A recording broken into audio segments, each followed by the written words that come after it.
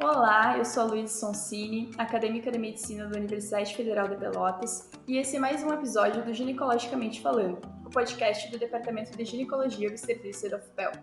Aqui, discutimos sobre temas importantes relacionados à saúde da mulher de forma acessível, levando informação de qualidade para todo o público interessado. No episódio de hoje, falaremos sobre uma condição que apresenta importante impacto na qualidade de vida e afeta de 11 até 75% das mulheres no Brasil, o transtorno do desejo sexual hipoativo. E para falar sobre um tema tão relevante como esse, a nossa convidada de hoje é a doutora Ceciliana Reck, médica pela Universidade de Passo Fundo, endocrinologista pelo Instituto Estadual de Diabetes e Endocrinologia do Rio de Janeiro, doutora em Fisiopatologia Clínica Experimental pela Universidade Estadual do Rio de Janeiro, atualmente professora na Universidade de Passo Fundo e na Universidade Federal da Fronteira Sul, e ainda a doutora também é membro titulado da Sociedade Brasileira de Endocrinologia e Metabologia e da Comissão de Educação Médica Continuada da Sociedade Brasileira no biênio 2023-2024. Olá, doutora Ceciliana, é uma honra recebê-la aqui hoje. Olá, Luísa, a honra é minha, agradeço teu convite. Para entendermos então, doutora, o que caracteriza o desejo sexual diminuído e o transtorno do desejo sexual hipoativo? Então, Luísa, a desordem do desejo sexual hipoativo é um diagnóstico que está no DSM-4 de 2000 e que mais atualmente foi recolocado então no DSM-5 de 2013 e é um diagnóstico clínico, tá? Que se caracteriza então pela ausência ou pela redução significativa do interesse sexual, que se manifesta por 3 de 6 critérios, tá? Então, o primeiro é a ausência ou redução do interesse pela atividade sexual. O segundo é a ausência ou redução dos pensamentos ou fantasias sexuais. O terceiro é nenhuma iniciativa ou iniciativa reduzida de atividade sexual, ou também caracterizado por ausência de receptividade às tentativas de iniciativa feitas pelo parceiro. O quarto é a ausência ou redução na excitação no prazer sexual durante a atividade sexual em quase todos ou em todos os encontros sexuais. O quinto é não ter desejo em resposta a qualquer situação sexual ou erótica, verbal, escrita, visual. E o sexto é não perceber ou notar uma redução de sensação genital diminuída durante a atividade sexual na maioria dos encontros.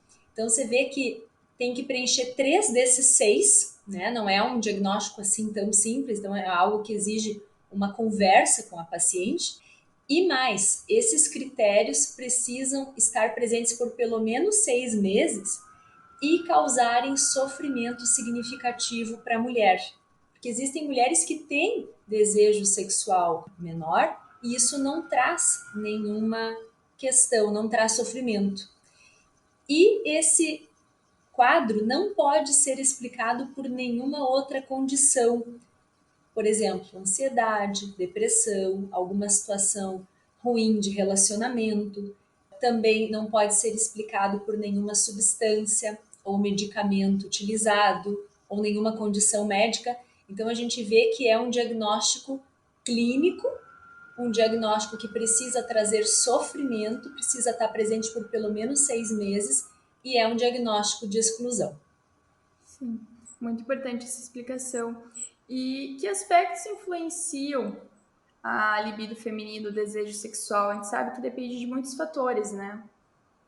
Verdade, Luísa. A gente sabe que a função sexual feminina é extremamente complexa, tá? Ela depende de fatores psicossociais, fatores fisiológicos e de saúde e fatores interrelacionais. E mais, além desses fatores múltiplos, e que é super importante a gente, quando se depara com essa queixa pela paciente, poder abordar esses pontos todos, a gente sabe que o ciclo, né, de resposta sexual feminina é bastante diferente daquele masculino, que se caracteriza por uma resposta unidirecional de desejo, de excitação, de orgasmo e de resolução. A gente sabe, e isso vem aí dos conceitos dos estudos da professora Rosemary Basson, de 2000, tá? Que ela fala que o ciclo de resposta sexual feminina é um ciclo mais circular, é uma resposta mais circular, e que a gente sabe que isso é mais frequente no início do relacionamento, as mulheres têm desejo espontâneo, e depois, nos relacionamentos mais longos, parceiros fixos, as mulheres tendem a experimentar essa resposta cíclica, em que, na verdade, o desejo e a excitação é uma resposta principalmente à intimidade emocional e estímulos sexuais psicológicos. E é muito importante, por que eu estou falando disso nesse ponto da nossa conversa, porque esse é um ponto muito importante para ser discutido com as nossas pacientes que muitas vezes não têm essa noção e pensam que teriam que ter uma resposta sexual assim como o do seu parceiro, né? E por isso muitas vezes se sentem culpadas, se sentem incapazes, né? E a gente sabe que a nossa resposta é um tanto diferente. Sim. E a gente sabe que as mulheres com idade mais avançada, elas costumam ser mais propensas a apresentar essa redução do desejo. Por que isso ocorre? Então, a gente sabe que com o avançar da idade, o que acontece principalmente em relação à parte de menopausa, né, essa fase da vida da mulher, é que a gente tem uma queda muito importante aí dos níveis de estradiol, na casa de 16 vezes, né? E isso faz com que essa queda hormonal altere tanto questões centrais, porque a gente sabe que o estradiol é um fator estimulatório central, mas também periférico, e importante perifericamente porque ele auxilia na manutenção do trofismo e da lubrificação vaginal. Então, esse é um dos grandes fatores. A menopausa é um grande fator e por isso se fala muito em terapia hormonal de menopausa também para essa questão, para a manutenção da saúde sexual. Mas a gente sabe que existem ainda outros fatores relacionados, né, Luísa? A gente sabe que conforme o passar da idade, mais patologias podem surgir. Então, a gente pode se deparar com algumas pacientes que fazem uso de múltiplas medicações, né? E existem medicamentos que interferem nessa questão, em especial inibidores seletivos de recaptação de serotonina, alguns tipos de antihipertensivos, né? Então, isso também conta. Um outro ponto que nós já falamos é a questão de fatores relacionados a esse modelo circular, né, que a gente precisa ter essa compreensão e que relacionamentos de mais longa duração, então, exigem outros estímulos muitas vezes para isso. A gente sabe que isso nem sempre é bem compreendido pelo parceiro, pela própria paciente, isso gera ansiedade, estresse. Além disso, outras condições de saúde, obesidade, sobrepeso, sedentarismo, privação de sono, entre outras patologias, né? Então, a gente sabe que isso é mais frequente conforme o passar da idade. Tá? Então, isso pode justificar o porquê as mulheres de mais idade, em especial após a menopausa, podem ter essa queixa. Só que é importante lembrar também que nem toda redução de desejo significa sofrimento. E, na verdade, o desejo baixo ele aumenta com a idade, mas o sofrimento se reduz. Tem trabalhos que mostram que as mulheres se adaptam melhor a essa condição. Inclusive, algumas ficam até felizes quando o parceiro tem alguma disfunção sexual. Né? Então, a gente às vezes se depara com isso, e isso não nos leva muitas vezes à abordagem, né, dessa Sim. situação. É interessante caracterizar isso, né? Que não é porque há uma redução do desejo sexual que necessariamente isso seja um problema, né? Exatamente. E nas mulheres jovens, elas também podem ter essa queixa? É frequente isso? Sim, mulheres jovens podem ter redução de libido e isso desencadear desordem do desejo sexual hipoativo, isso gerar sofrimento. Então, existem trabalhos que mostram de 5 até 15% das mulheres mais jovens. E aí, principalmente, a gente tem que pensar, Luiz, em fatores psicológicos, né? Como ansiedade, em especial ansiedade de desempenho, estresse, depressão, preocupações, né? Problemas emocionais que a gente sabe que é difícil hoje em dia a gente se livrar, né? Viver numa situação em que a Uhum. gente não tem nada disso. Cansaço, desânimo. Então, às vezes, muitas vezes a gente vê isso em mulheres mais jovens, com filhos pequenos, né? Situações que podem interferir bastante nessa questão. Um outro ponto que também é interessante abordar é o uso de anticoncepcionais, né? Os anticoncepcionais, eles podem melhorar o desejo porque podem garantir uma eficácia contraceptiva e deixar essa mulher mais tranquila em relação à questão sexual, mas em algumas mulheres mais sensíveis pode alterar essa dinâmica da ovulação e afetar desejo em algumas. Então, às vezes, tem que se pensar em alguma troca, né? Alguma outra opção que possa afetar menos, né? Embora os estudos mostrem que a grande maioria das mulheres tolera muito bem os anticoncepcionais, isso não é um fator em especial que gera, Uhum. tá? E um outro ponto muito importante é medicamentos, né?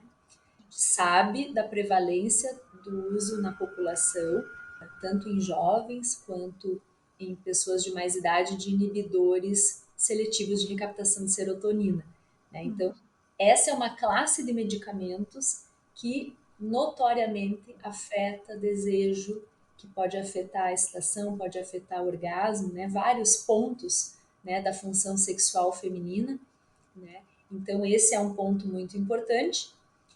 Um outro ponto que eu acho super importante também de comentar é a questão do álcool, que num primeiro momento a gente até pensa que o álcool poderia funcionar como um estimulante, e até funciona, a pessoa pode ficar mais relaxada, ter a sua ansiedade reduzida, mas em grandes quantidades prejudica as respostas do corpo ao estímulo e acaba sendo um depressor do sistema nervoso, né? Então, na verdade, o que era para ser bom acaba ficando meio sem graça, né?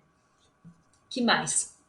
Tabagismo, né? Tabagismo é um outro ponto que é importante a gente conversar. Não tem muitos trabalhos falando de relação de desejo com tabagismo, mas principalmente do ponto de vista de vascularização, né, genital. A gente sabe que o tabagismo pode piorar, então tem esse fator. E, claro, lembrar de outras doenças que podem afetar mulheres jovens, né? Então, hipotireoidismo, hiperprolactinemia, diabetes, dislipidemia, hipertensão, né? São todos fatores que podem estar associados. Então, na paciente que chega com essa queixa para a senhora no consultório, como que a senhora avalia isso? Como que ela é avaliada? Então, exige uma anamnese bem completa, né, Luiz, em que envolva uma avaliação de uma história clínica bem feita. A gente tem que abordar todos esses pontos, né, biopsicossociais dessa paciente, entender o que, que ela pensa a respeito de relacionamento sexual, entender como é que está essa relação com esse parceiro, se existem fatores ansiogênicos, depressivos, né? No exame físico, a gente aborda principalmente a questão do sobrepeso, da obesidade, que é um fator que está relacionado a uma pior qualidade de saúde e também relacionado muito à questão da autoestima, que tem a ver demais com libido. Do ponto de vista laboratorial, a gente faz uma revisão laboratorial geral, né? Não existe indicação de dosagem de hormônios para essa investigação, em especial naquela mulher que tem ciclos menstruais regulares, falando de mulheres pré-menopáusicas, e nas pós-menopáusicas a gente tem que saber que elas estão com níveis baixos de hormônios, e esse é um ponto muito forte, né, de estrógeno em especial, que é o grande hormônio da terapia hormonal, e não existe indicação de dosagem de testosterona, que esse é um ponto bem importante da nossa discussão. Então, nesse primeiro momento, é isso que a gente avalia. Em relação à conversa, na verdade, conversar com a paciente, essa abordagem psicológica que a gente faz, só de tocar nesse assunto, muitas vezes, Luiz, já é terapêutica, tá? E a gente sabe que a abordagem psicológica melhora aí de 45% até 75% dos sintomas, né? Então, esse é um ponto muito, muito importante, talvez o mais importante ponto a ser esclarecido. E claro, não posso deixar de falar como endocrinologista, né? Mudança de estilo de vida é um ponto muito importante também, que a gente tem que estar sempre abordando, porque faz a total diferença em tudo, né? Não é só em libido, é em toda a qualidade de vida e de saúde dessa paciente.